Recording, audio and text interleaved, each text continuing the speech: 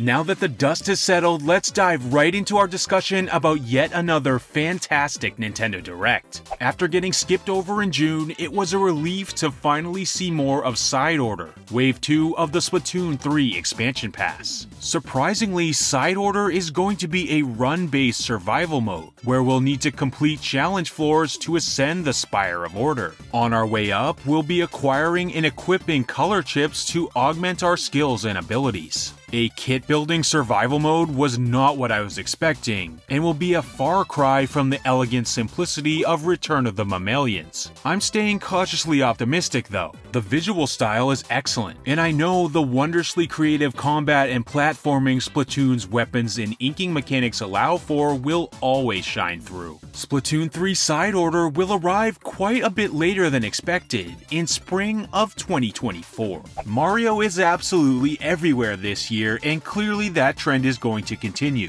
Next, we got the reveal of Mario vs. Donkey Kong, a Nintendo Switch remake of the Game Boy Advance puzzle platformer. It's not quite the new Donkey Kong game we've all been waiting for, but this remake is going to be a nice little treat with vivid colors, smooth animations, and a classic game behind it that we already know is rock solid. As an added bonus, this version of MVDK adds local co-op, which is a perfect addition that will no doubt be a blast. I'm excited to kick back and relax with this one on February 16th of next year. Speaking of a great looking remake, today we got our second look at the upcoming Super Mario RPG. Some of the new battle mechanics revealed in the last direct were elaborated on, like how perfectly timed action commands now deal splash damage, and how charging the new action gauge to the max can lead to a triple move team attack. What's really cool is that the triple move differs depending on your party composition. Another big feature revealed was boss rematches, seemingly a series of optional, more difficult fights. If the new splash damage and action gauge triple moves end up making the game easier, it looks like we'll still have some very difficult fights to truly test our skills. Every time I see this game, it's just eye candy and a hit of nostalgia. Super Mario RPG will truly be a feel-good game, and I can't wait to experience it again in a new way on November 17th. We did end up seeing more of the Princess Peach game teased last time, now officially titled Princess Peach Showtime. To be honest, I'm still not totally sure what type of game this is going to be. It's definitely action-adventure, but the gameplay seems to vary pretty drastically with each of Peach's transformations. We got to see a couple of the costumes in action, like Sword Fighter Peach turning the game into a hack and slash, Detective Peach making it into a slower-paced mystery investigation, Patissiere Peach makes it look like a cake decorating minigame, and Kung Fu Peach gives her a more melee-based set of combat moves. I really like this concept since the theater setting allows for basically any costume idea to fly in context. And we know there are going to be many more. This was confirmed in the Direct today. I think this has potential to be a brilliant game, and maybe become a strong new series for Nintendo. Princess Peach Showtime is visually striking, seems to have a rich set of supporting characters and enemies, and I'm very excited to try it on March 22nd. A new 3D platformer with gameplay centered around transformations sounds oddly similar to another March Nintendo game from a few years back.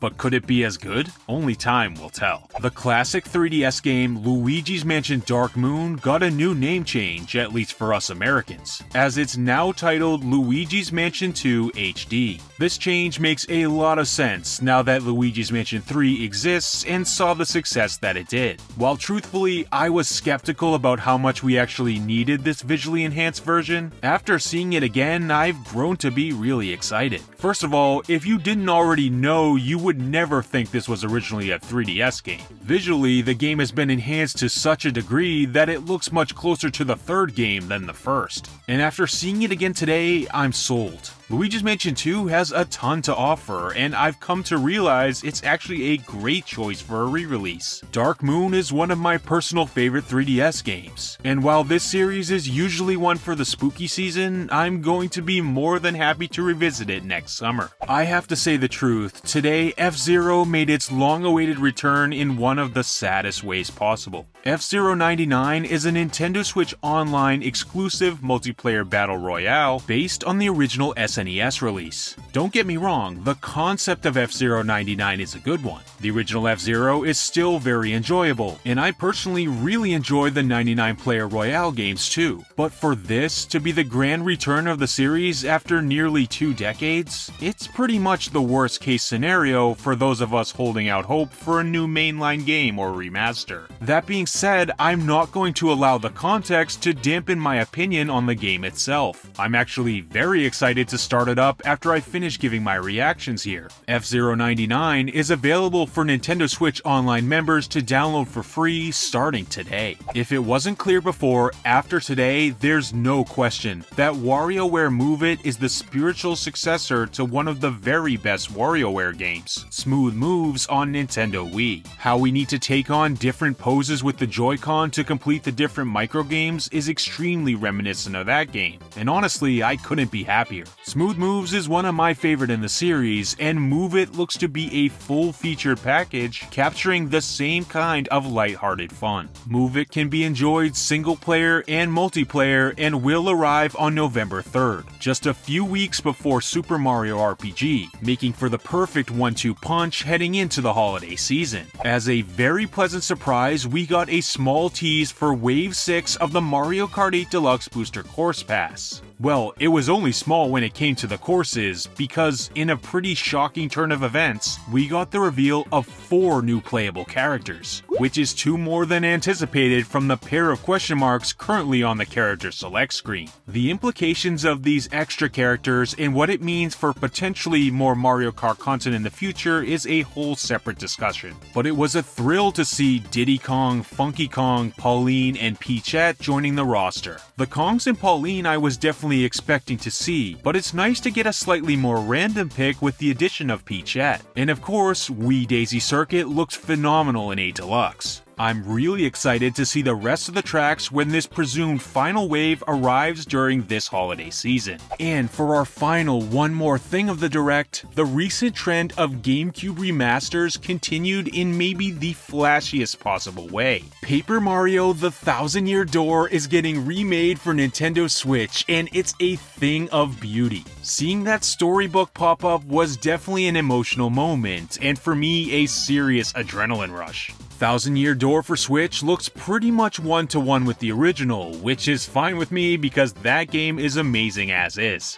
Typically, the final spot in a Direct is reserved for a big new game, not a remake or a remaster. But I think Thousand Year Door is a pretty good exception. We've officially got our Paper Mario 2024, and it's absolutely insane to think about how 2 of the best Mario RPGs ever are now getting remade. This GameCube remaster thing is really becoming a bit of a trend, and I wonder if it will continue in Directs moving forward. Instead of a GameCube library for Nintendo Switch Online, maybe we're building toward a sort of greatest hits collection of GameCube remasters. Putting that thought aside though, the Thousand Year Door trailer was artfully done, showing off so many familiar characters and iconic locales, ending with a bit of the scene where the computer falls in love with Peach, fading to the reveal of that 2024 release window. It was just perfect. This will probably go down as one of the best modern Nintendo trailers and a great way to cap off a Nintendo Direct to remember. So, what did you think? I'm raring to go, full of energy, and wanting to discuss this Nintendo Direct with everyone I know. If you feel the same, then please leave a comment and let's start a discussion about it down in the comment section. If you like this, then remember to keep it here with this channel, as we'll be discussing much more about all these new Nintendo Switch games during the weeks and months to come. That's another September Nintendo Direct in the books, everyone. Thanks as always for watching.